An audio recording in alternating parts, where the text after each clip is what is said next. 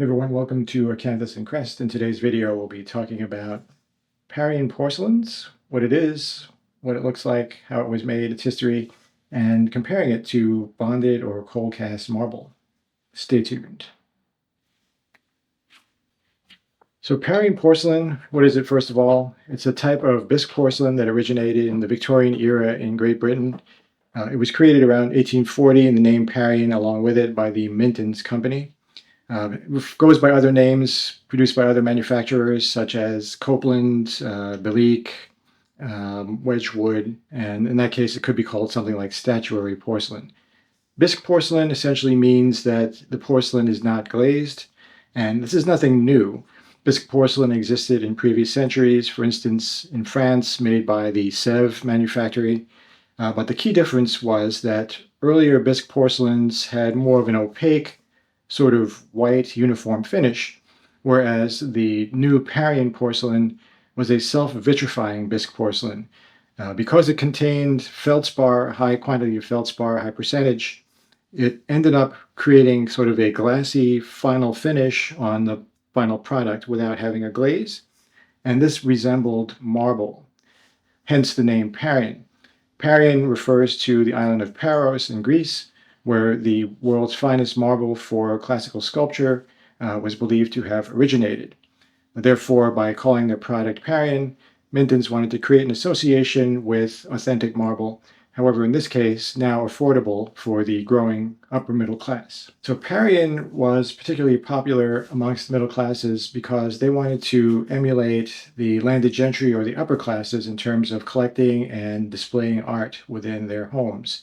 However, to obtain a one-of-a-kind ancient sculpture that was dug up in Rome, or even to have an artist in Italy carve a reproduction would be quite costly. With the invention of Parian, these sculptures became affordable and accessible to the middle class.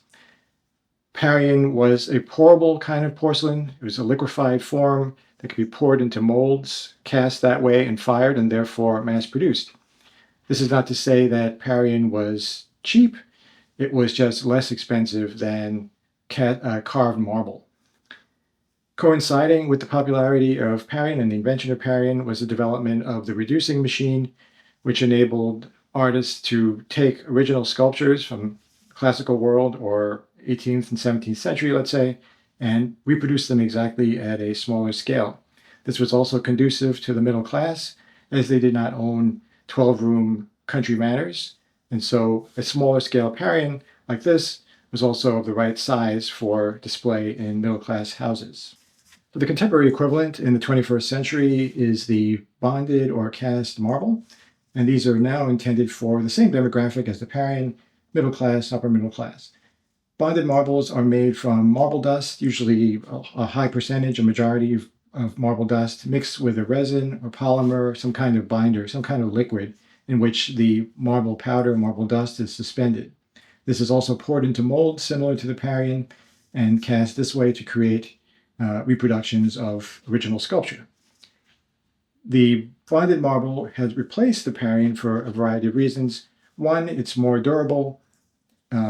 Porcelain has a reputation of being delicate, breakable, whereas marble, if you ding it, if you bang it, it's less likely to break. It's still possible to nick pieces off of it and such, but definitely stronger, especially due to the use of resin, synthetic resin, which makes it more resistant to breakage.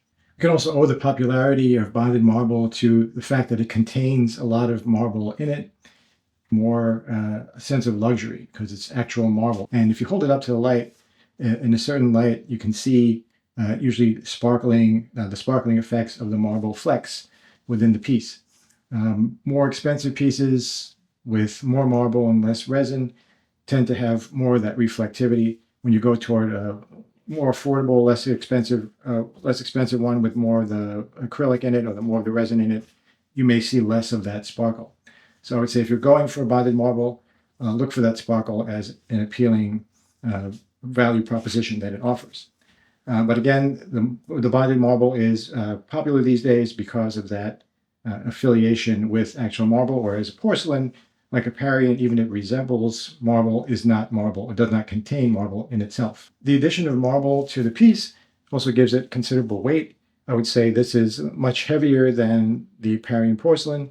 And if we put it on the scale, you can see how much the Parian weighs versus how much the bonded marble weighs as well. And having that heft, having that weight, also gives people a sense of value. It's a maxim within the world of sculpture that if people feel a sculpture and its weight, they will tend to assign it greater worth, greater value. Even if a Parian is really beautiful, really well made, because the cast marble is considerably heavier, people perceive it as being worth more, which is not necessarily the case. Still, it is our popular equivalent today for those reasons that I mentioned, but also because manufacturing it is easier than creating a Parian was, because a cast marble is also called a cold cast marble, meaning it doesn't require any heating in the production process. With a Parian, it's placed into a kiln to be fired at a high temperature to produce the final solidified product. With a cold cast marble, you mix your marble dust with the resin material, pour it into the mold, and then it's produced out of the mold without any need for kiln firing or heating of the item. So it's easier to produce and also cheaper to produce for manufacturers, which is why from the supplier side, it has supplanted the Parian porcelain in terms of the market. Regarding a comparison of the two, cast marble has that weight, as I mentioned, also tends to be a bit whiter, a bit grayer, which again reflects the contents of the item containing that marble dust or marble powder, whereas the Parian tends to have more of a creamy color to it, sort of an off-white, and doesn't have the same grayness or whiteness. You can see the two side by side here. In terms of which one we recommend you purchase, if it's a matter of availability, we would say go with a cast marble. You can find those in a number of places. However, if you're thinking about value long-term, if you're thinking about having an authentic item, a true antique, then definitely you want to go with the Parian porcelain or the statuary porcelain. It's nothing like owning a piece from the Victorian era in your home for pretty much the same price as a modern cast marble. These can be obtained, depending on the popularity of the piece, for a couple $100 up to several thousand. With cast marble, you're in the same range. Small pieces around $200 to $300 or a little bit more, up to larger pieces, maybe $1,000 and above. So really, there's no reason not to get a Parian porcelain. Again, it gives you 150 plus years of history in your house. It's something that was authentically handmade in the past, of high quality, whereas the contemporary cast marble is mass produced. It does still have hand production to it, but it's mass produced and widely available, whereas these tend to be rarer and carry with them that history, that background, that conversation piece aspect that a cast marble doesn't.